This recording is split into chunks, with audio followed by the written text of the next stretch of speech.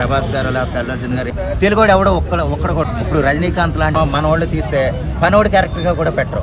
అలా పెట్టి మన వాళ్ళు తీరు నా హీరోలు ఎక్కడా లేరు. ఈ బడ్జెట్ సినిమా అరవింద్ స్వామి లాంటి వాళ్ళు తెలుగులో మన రాష్ట్రం అంటే ఎంతసేపు పొలాలు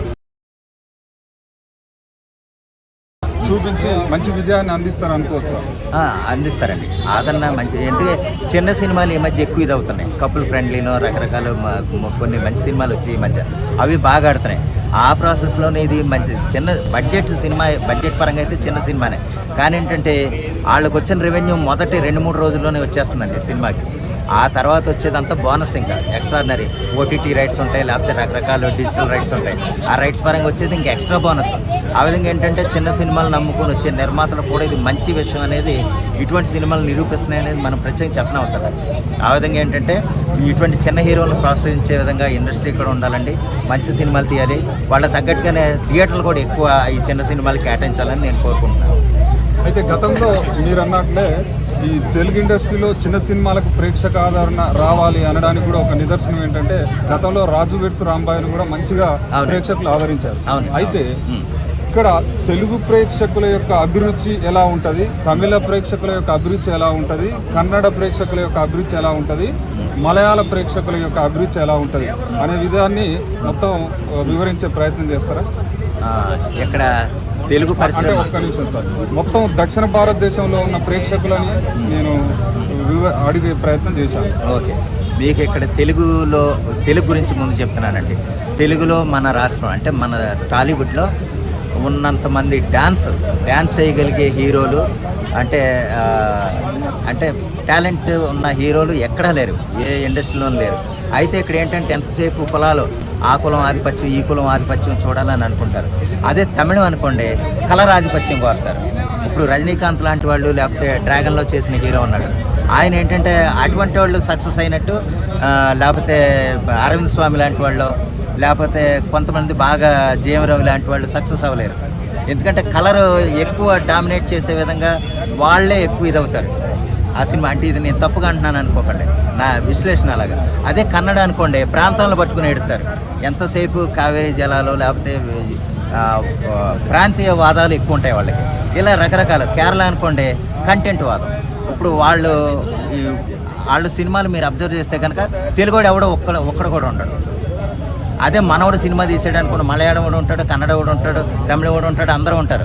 ఎందుకంటే మనకు అందరే కావాలన్న ఉద్దేశం అనుకుంటారో, లేకపోతే పాన్ ఇండియన్గా సినిమా తీస్తున్నాం కాబట్టి అందరినీ పెట్టాలనుకుంటారేమో తెలియదు. కానీ వాళ్ళకున్నంత సెల్ఫ్ వేరే ఎవరికి ఉండదు మలయాళం వాళ్ళకి. అలాగే తమిళ వాళ్ళకి కలరు, తెలుగు వాళ్ళకి కులం, కన్నడ వాళ్ళకి ప్రాంతం, ఇలా రకరకాలుగా ఏడుతారనేది నా ఉద్దేశం. అది ఏడవటం అని నేను అనకూడదేమో, కానీ ఆ విధంగా వాళ్ళ అభిప్రాయాలు ఉంటాయి. అలానే ఎందుకు అనుకోవాలంటే జనరల్గా వాళ్ళకి ఎక్కించాలనుకోవచ్చు కదా. ఎలాగంటే అంటే ఇదే కైండ్ ఆఫ్ టోన్లో మన సినిమాలు ఉంటాయి. ఫర్ ఎగ్జాంపుల్ ఎత్తుకుంటే తెలుగులో హిందీ అంటే మోస్ట్ యాక్షన్ ఉంటుంది. అవునండి కదా. అవును. మలయాళం వచ్చి ఓన్లీ స్టోరీ బేస్డ్ ఉంటుంది. అలా అనుకోవచ్చు కదా మీరు. అలాగ అనుకోవచ్చు. అంటే మీకు వాళ్ళు మన తెలుగు వాళ్ళని ఎందుకు పెట్టుకోరండి? మార్కెట్ అండి. ఇప్పుడు ఎవరైనా డబ్బు కోసం చేస్తారండి, ఎవరికి టాలెంట్ ఎవరు ఎంకరేజ్ చేయరు. అంటే కొంచెం అలా కాదండి. ఏమంటున్నానంటే సింపుల్ అండి. ఇప్పుడు మనం 10 రూపాయలు పెడుతున్నామంటే మీకు తిరిగి 10 రూపాయలు రావాలని కోరుకోవాలి. అవును. ఎవరు కూడా పక్కన లేపాలని ట్రై చేయరు, వాళ్ళు లేవాలని ట్రై చేస్తుంటారు. మన తెలుగు సినిమాల్లో కూడా వాళ్ళు పెట్టుకోకపోతే మార్కెట్ అవ్వదంటారా? ఖచ్చితంగా.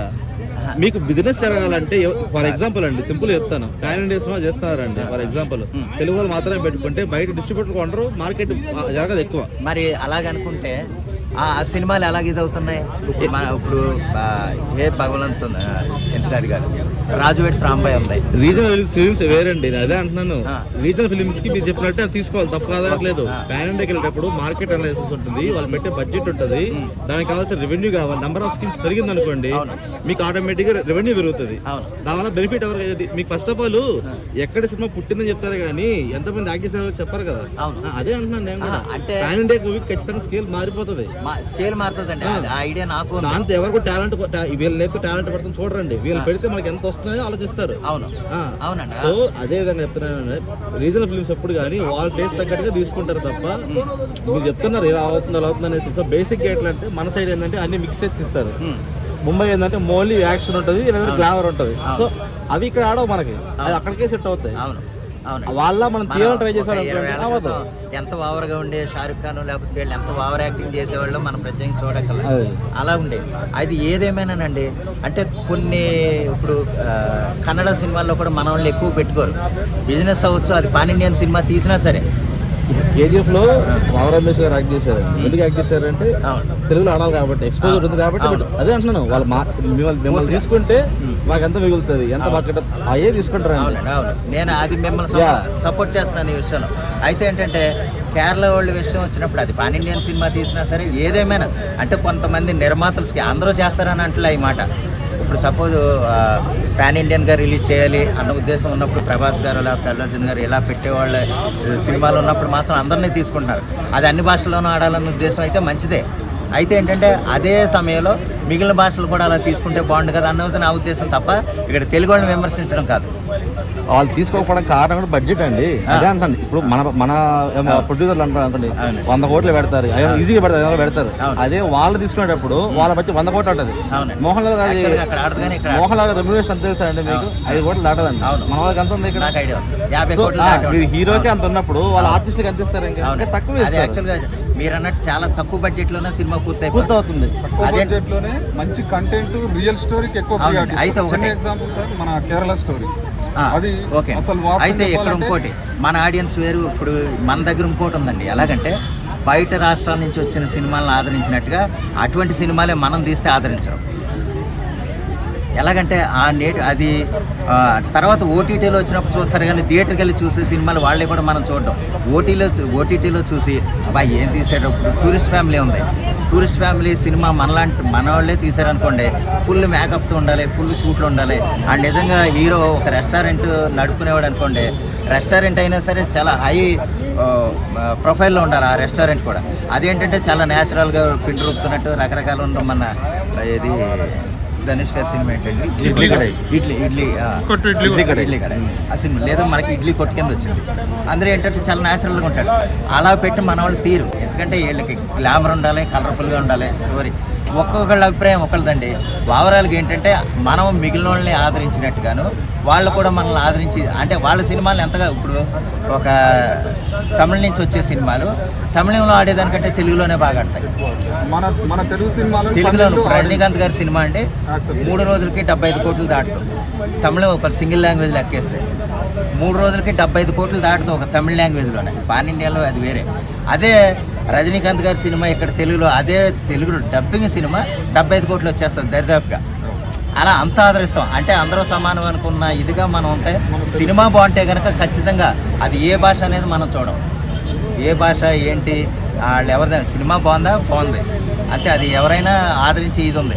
అలా మన వాళ్ళని మిగిలిన చోట్ల ఆదరించడం అనేది నా అభిప్రాయం. దానికోసం ఆ విధంగా విమర్శ తప్ప, ఇప్పుడు మనకు కూడా మంచి సినిమాలు అక్కడ రిలీజ్ అవుతున్నాయి, దాన్ని ఆడవు మన తెలుగు. ఎందుకంటే వాళ్ళు చేస్తారు మన టీం కాబట్టి. ఏమంటే ప్రేక్షకులు అంత ఆదరించారు కదా సార్. వాళ్ళు ఏంటంటే వాళ్ళని ఎంతసేపు తమిళ్ మనం అయితే నాకేస్తాం ఆ విషయానికి బాగా కట్టుబడి ఉంటారు. తెలుగు వాళ్ళది ఏంటంటే న్యాచురాలిటీ ఎక్కువగా వెళ్తారండి. ఆ న్యాచురాలిటీ ప్రాసెస్లో కనీసం ఏంటంటే మనం చూడడానికి కూడా పనిచేయని మొక్కలు. ఇప్పుడు సపోజ్ కొన్ని క్యారెక్టర్లు ఉంటాయి, కొన్ని క్యారెక్టర్లు ఏంటంటే మన వాళ్ళు తీస్తే పనోడి క్యారెక్టర్గా కూడా పెట్టరు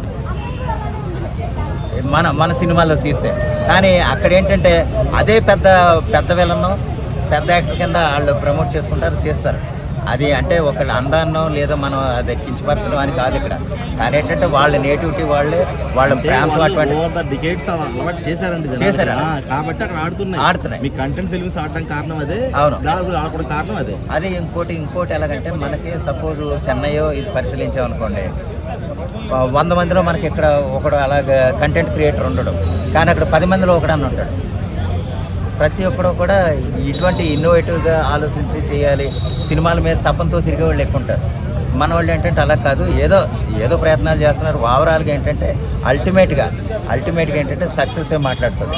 మన వాళ్ళు చేసే ప్రయత్నాన్ని మనం తప్పుగా అనుకోకూడదు. ఇప్పుడు సపోజ్ విజయ్ వారసుడు తీశాడు. వారసుడు తీసినప్పుడు అది చాలా అంటే ఏది తీసినా సరే పెద్ద బిల్డింగ్లు, పెద్ద లాన్లు, పెద్ద కార్లు ఉంటేనే మన వాళ్ళు చూస్తారన్న ఇదిలో మన వాళ్ళు ఎక్కువ ఇది అవుతారు. కాబట్టి ఆ సినిమా అక్కడ ఆడలేదు. అది మన నేటివిటీ సినిమా. అది పైగా వాళ్ళ హీరో, మన నేటివిటీ సినిమా వాళ్ళ హీరో ఆ హీరోని ఎక్కడ ఆడినంత ఇదిగా అక్కడ ఆడలే. అది ఏదైనా చెప్తున్నాను కదండి, అంటే గ్లామర్ ఎక్కువ మనకు కావాలి, వాళ్ళకి ఏంటంటే టాలెంట్ కావాలి. మలయాళంలో ఏంటంటే మంచి స్క్రీన్ ప్లే, మంచి సబ్జెక్టు, స్క్రీన్ ప్లే మీద ఎక్కువ వెళ్తారు. స్టోరీ చిన్నదైనా సరే చివరి వరకు 2.5 గంటల పాటు తీసుకెళ్ళగలిగే కెపాసిటీ వాళ్ళకే ఉంది. మన వాళ్ళు అంత ఓపిక పట్టరు. 10 నిమిషాల పాటు నడుస్తున్నాం సరే, మనం వాళ్ళది నడుస్తున్నాం చూస్తాం. మనవాడు ఏంటంటే ఇంతసేపు ఏంట్రా ఈ నడుస్తున్నాడు అని మనం అనుకుంటాం. అది అలాగ అంటే ఇది విమర్శించడం అని కాదు, వాళ్ళకంటే